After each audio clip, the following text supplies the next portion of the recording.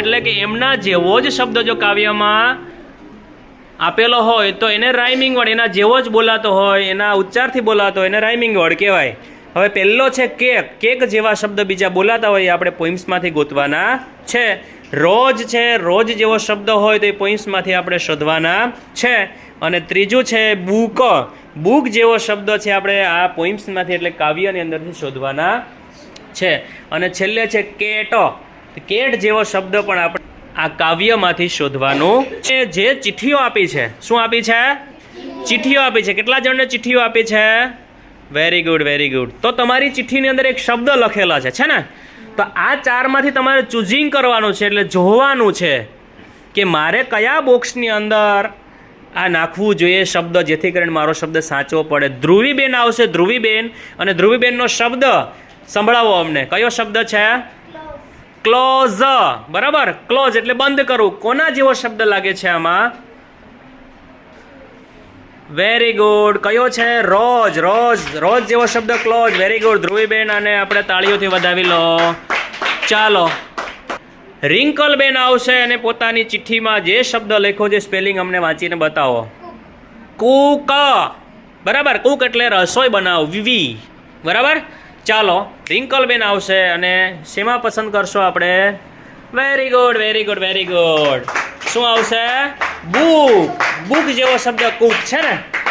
અને સોનાક્ષીબેન રહી ગયા. સોનાક્ષીબેન આવશે અને કયો શબ્દ છે પેલા કયો? હા, લુક. લુક. ચાલો, લુક જેવો શબ્દ આમાંથી તને કયો લાગે છે? કયા બોક્સમાં નાખવું જોઈએ?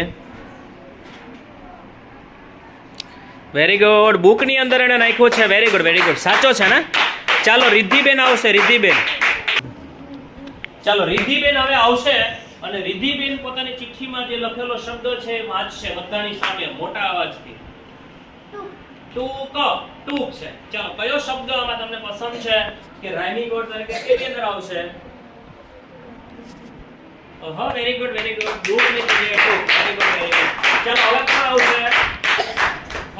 પ્રેયસભાઈ. પ્રેયસભાઈ આવશે અને પોતાની ચિઠ્ઠીનો શબ્દ અહીંયા આવીને સંભળાવો.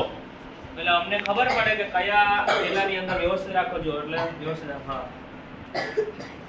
શું નામ છે? લેક.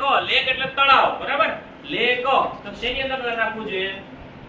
અરે વાહ, કેકની સાથે. વાહ, વેરી ગુડ. પછી પેલા બેન દીપાંશુબેન આવશે અને દીપાંશુબેન પોતાની ચિઠ્ઠીમાં લખેલો શબ્દ વચ્ચે શું લખેલું છે બેટા? ધેટ. ધેટ એટલે પેલું. બરાબર. તો ધેટ આમાંથી કઈ જગ્યાએ આપણે મેચ થશે? Very good, very good. Okay, okay. ચલો, નેક્સ્ટ પાયલબેન, કમ ઓન. રેટો. રેટો. ટો આવ્યો હે ને? રેટો. ઓકે, કેકની સાથે. Very good, very good. ચલો, નેક્સ્ટ શું આવશે?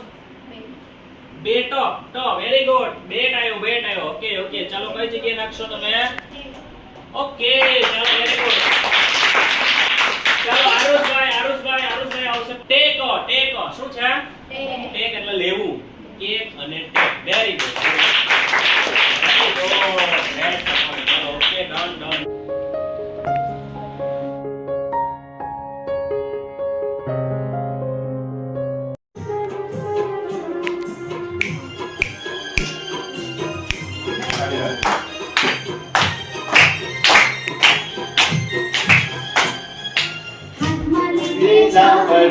તાંબલાની વાડી કર્યા લાય નહીં મિયા વિનાય નહીં ઉભરાય જા હાર મારો ભૈયો હરતાલ છે સાબણી ઉભરાય જા ગાવતા મારો ભૈયો હરતાલ છે તારલા ચમકે છે આંખમાં તારલા ચમકે છે આંખમાં